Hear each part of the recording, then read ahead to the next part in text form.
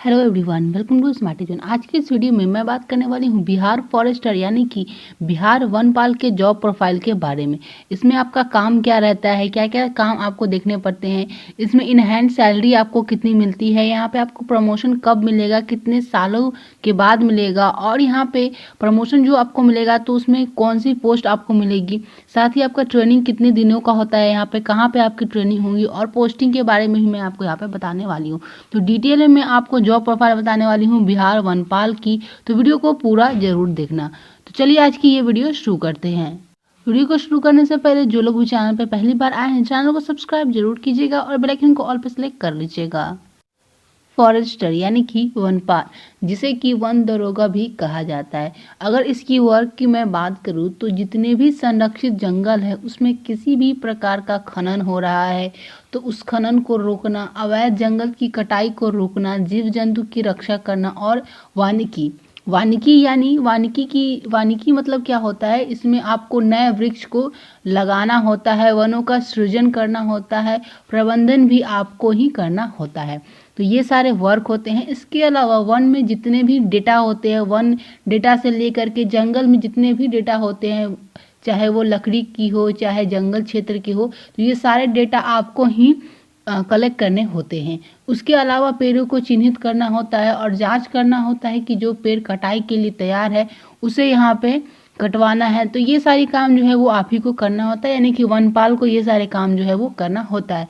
तो पेड़ों को चिन्हित करने का मतलब क्या है, जो पेड़ कटाई के लिए तैयार हो चुकी है पहले आपको उसकी जांच करनी होगी, क्या ये पेड़ सही में कटाई के लिए तैयार हो गई है या नहीं। उसके बाद जांच करने के बाद आपको उस पेड़ को चिन्हित करना पड़ेगा, यानी कि मार्क करना पड़ेगा कि क्या ये पेड़ जो है वो कटाई के लिए तैयार हो गई है, उसको कटवाना। तो ये सारे काम जो है वो वनपाल के होते हैं।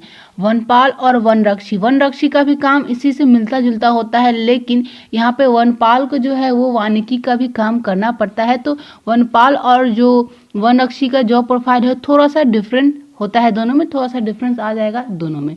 तो ये आपके यहाँ पे वर्क होते हैं। बात करें यहाँ पे ड्यूटी की, ड्यूटी कितने घंटे आपको इसमें करना होता है, तो इसमें आप 8 घंटे ड्यूटी करोगे। 8 घंटे आपको यहाँ पे ड्यूटी करना होता है।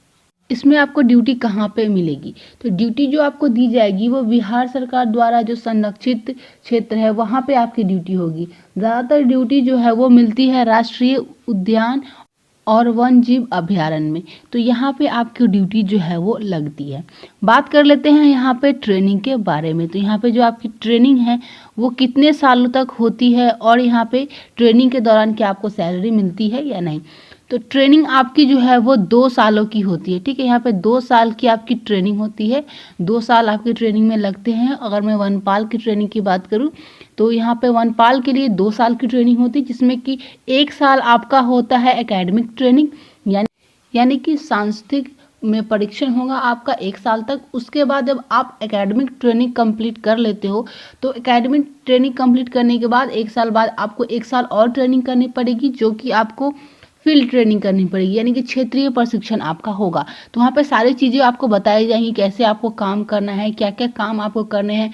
अगर वहाँ पे कुछ ऐसा सिचुएशन आता है जैसे कि जंगल में आग वगैरह लग जाती है तो वहाँ पर जो जवाबदेही होता है वो भी आप ही का होता है। तो कैसे आपको उस सारी चीज़ों को हैंडल करना है वो सब भी आपको यहाँ पे बताया जाएगा।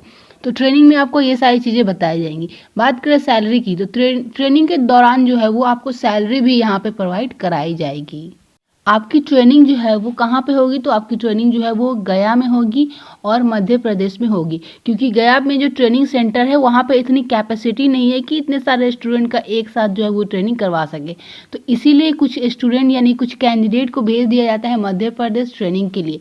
तो एक आपकी ट्रेनिंग गया में होगी और जो कैंडिडेट वहाँ पे कैपेसिटी नहीं है तो बाकी सारे कैंडिडेट को भेज दिया जाएगा मध्य प्रदेश में। तो ये 2 जगहों पर आपकी ट्रेनिंग जो है वो होगी। उसके बाद यहाँ पे बात कर लेते हैं ट्रेनिंग का जो खर्चा होता है वो सरकार ही देती है, आपको अपनी तरफ से कुछ भी पैसा खर्च करने की ज़रूरत नहीं है। जितने भी पैसे खर्च होते हैं ट्रेनिंग के दौरान तो ये सारे खर्च जो है वो सरकार ही करती है।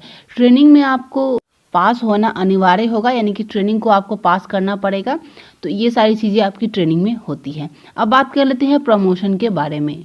तो प्रमोशन यहाँ पे आप देख सकते हो, अगर आप फॉरेस्टर की पोस्ट पे ज्वाइन करते हो एज अ फॉरेस्टर, आप यहाँ पे ज्वाइन करते हो तो आपको जो ग्रेड पे मिलती है वो यहाँ पे मिलती है 2800। ये 2800 की ग्रेड पे वाली जॉब होती है। लेवल 5 के अकॉर्डिंग आपको यहाँ पे जो है वो सैलरी मिलती है। तो सैलरी के बारे में हम डिटेल में यहाँ पे बात करने वाले हैं। अभी प्रमोशन के बारे में मैं आपको बता देती हूँ। तो फॉरेस्टर के पोस्ट पे जब आप ज्वाइन करते हो तो आपको ग्रेड पे मिलती है 2800 की और लेवल 5 के अकॉर्डिंग आपको सैलरी मिलती है।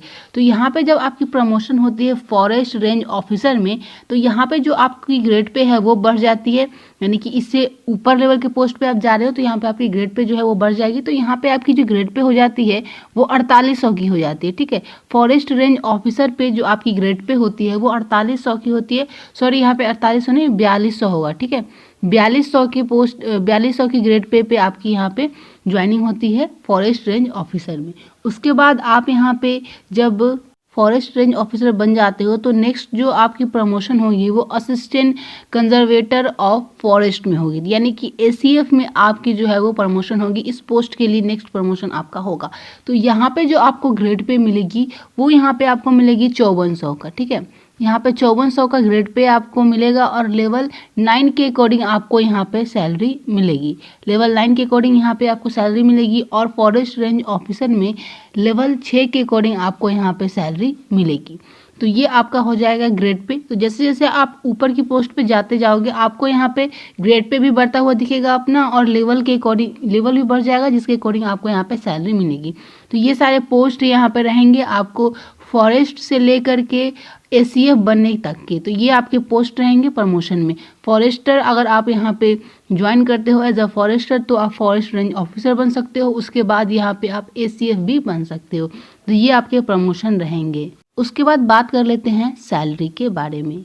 तो सैलरी यहाँ पे मैं आपको बता देती हूँ सबसे पहले ग्रेड पे के बारे में। तो ग्रेड पे आपका यहाँ पे 2800 का रहेगा। लेवल 5 के अकॉर्डिंग आपको सैलरी मिलेगी। बेसिक पे जो आपका रहेगा वो 29,200 रहेगा। बेसिक पे आपका जो है वो 29,200 रहेगा। ग्रॉस पे जिसको ग्रॉस सैलरी भी बोला जाता है, तो ये आपकी 44,000 रहेगी अप्रॉक्सीमेटली। अब ग्रॉस पे आपका कैसे बनता है, तो ग्रॉस पे जो है वो बेसिक पे जो आपका होता है, ग्रेड पे जो होता है उसमें जो भी आपके DA होते हैं, HRA होते हैं, तो और साथ में जो आपके मेडिकल अलाउंसेंस मिलते हैं वो सब मिला करके यहाँ पे ग्रॉस पे जो है वो बनता है, ग्रॉस सैलरी बनता है। इस सबको आप ऐड करते हो तो यहाँ पे आपकी ग्रॉस पे बन के आती है। तो ये आपकी इनहैंस सैलरी नहीं, इसमें ये इतनी सैलरी आपको नहीं मिलेगी। ये जो है वो ग्रॉस पे है जिसमें कि अलाउंसेस मिला करके इतनी सैलरी बन के आती है। उसके बाद आपका डिडक्शन, उसके बाद यहाँ पे ग्रॉस पे में जो है वो डिडक्शन होता है। तो डिडक्शन जो है वो अप्रॉक्सीमेटली 9,000 तक का आपका इसमें हो सकता है। उसके बाद आपको इनहैंड सैलरी मिलती है। तो जितनी आपकी ग्रॉस पे बनती है उसमें से आप डिडक्शन को माइनस कर दोगे तो आपकी इनहैंड सैलरी जो है वो आपको यहाँ पे निकल के मिल जाएगी। तो ये आपकी इनहैंड सैलरी रहती है। 35,000 अप्रॉक्सीमेटली आपको यहाँ पे सैलरी मिलती है। तो ये जो 35,000 सैलरी है वो अगर आप अभी ज्वाइन करते हो, जो अभी वैकेंसी आई है 2020 वाली, तो आपकी ज्वाइनिंग जो है वो अभी तक नहीं हुई है। तो ज्वाइनिंग के टाइम पे आपकी जब भी ज्वाइनिंग होगी तो वहाँ पे आपकी जो सैलरी है वो इससे भी ज़्यादा हो जाएगी, क्योंकि आपके टाइम पे जो DA है वो भी यहाँ पे इंक्रीज करेगी, क्योंकि आप जो है वो 21 में ज्वाइन करोगे तो यहाँ पे आपकी DA जो है वो भी तब तक बढ़ चुकी होगी। तो DA अगर आपके यहाँ पे बढ़ती है तो यहाँ पे आपकी जो इनहैंड सैलरी है वो भी यहाँ पे आपकी बढ़ जाएगी। इसलिए यहाँ पे जो इनहैंड सैलरी मैंने आपको बताई ये 2020 का है 35,000। यहाँ पे अगर आप यहाँ पे 21 में ज्वाइन करते हो तो आपकी DA भी यहाँ पे बढ़ जाएगी, तो ये इनहैंड सैलरी भी आपकी यहाँ पे बढ़ सकती है। तो ये आपकी सैलरी रहेगी इनहैंड सैलरी, जो कि मैंने आपको 2020 तक की बताई। अब बात कर लेते हैं ट्रांसफ़र के बारे में। ट्रांसफ़र आपका जो है वो कहाँ पे हो सकता है, कितने सालों बाद यहाँ पे आपको ट्रांसफ़र मिलता है। तो अगर आप यहाँ पे बिहार सरकार की नियमावली पढ़ोगे 2013 वाली, तो उसमें बताया गया है आपको, इसमें ये बताया गया है कि कितने सालों तक आप रीजन में, सर्कल में और डिवीज़न में जॉब कर सकते हो। एक रीजन में, एक सर्कल में और एक डिवीज़न में। तो ये जो है वो 3 लेवल में बटा हुआ है। एडमिनिस्ट्रेशन फॉरेस्ट का जो है वो 3 लेवल में बटा हुआ है। एक डिवीज़न में होता है, एक यहाँ पे सर्कल होता है और एक आपका रीजन होता है। तो एक डिवीज़न में आप जो है वो 6 साल तक रह सकते हैं। इससे ज़्यादा आप यहाँ पे नहीं रह सकते हैं, इससे ज़्यादा दिन आप इसमें जॉब नहीं कर सकते हैं एक डिवीज़न में। और अगर आप यहाँ पे एक डिवीज़न हो जाता है तो यहाँ पे जो आपकी सर्कल है उस सर्कल में आप जो है वो 9 साल से ज़्यादा नहीं रह सकते। एक सर्कल में आप 9 साल से ज़्यादा नहीं रह सकते हैं। और एक रीजन में आप 15 साल से ज़्यादा जो है वो नहीं रह सकते हैं, ठीक है। एक रीजन में 15 साल से ज़्यादा आप नहीं रह सकते हैं और एक सर्कल में 9 साल से ज़्यादा नहीं रह पाएंगे। और उसके बाद यहाँ पे आपका जो डिवीज़न है उसमें आप 6 साल से एक डिवीज़न में 6 साल से ज़्यादा आप नहीं रह सकते। तो ये नियमावली में आपको बताया गया। यहाँ पे अगर आप इसको डिटेल में रीड करोगे तो यहाँ पे लिखा गया है कि कितने कितने दिनों तक आप अधिकतम रह सकते हो। जैसे कि यहाँ पे आप देखो, पदस्थापन एक वन प्रमंडल में अधिकतम 6 वर्षों तक आप रह सकते हो, एक अंचल में अधिकतम 9 वर्षों तक रह सकते हो, एक रीजन में अधिकतम 15 वर्षों तक आप रह सकते हो। ये नियमावली में ही आपको बताया गया है।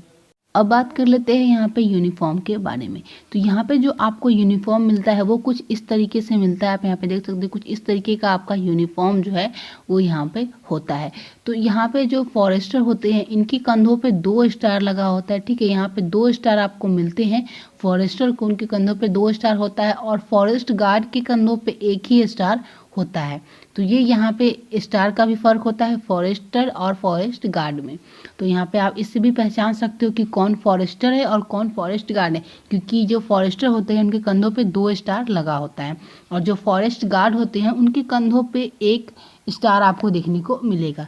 और जो फॉरेस्टर का कैप होता है वो गहरा हरा रंग का होता है और जो जूता होता है इनका वो डार्क टैन रंग का होता है। जैसा कि मैंने एग्जांपल के तौर पे आपको एक फ़ोटो भी दिखाई, इस तरीके से आपका यूनिफॉर्म जो है वो होता है। तो ये थी आपकी कंप्लीट डिटेल फॉरेस्टर के जॉब प्रोफाइल के बारे में, जहाँ पे मैंने डिटेल में डिस्कस किया क्या इसमें आपका ट्रेनिंग कितने सालों का होता है, प्रमोशन कैसे होता है, पोस्टिंग आपकी कहाँ पे होती है, क्या क्या काम आपको यहाँ पे करने होते हैं।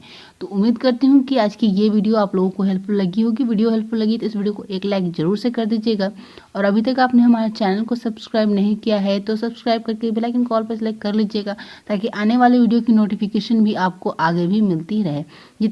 जितना हो सके इस वीडियो को शेयर कीजिएगा अपने फ्रेंड्स के साथ। तो मिलती हूँ मेरे नेक्स्ट वीडियो में, तब तक के लिए बाय बाय।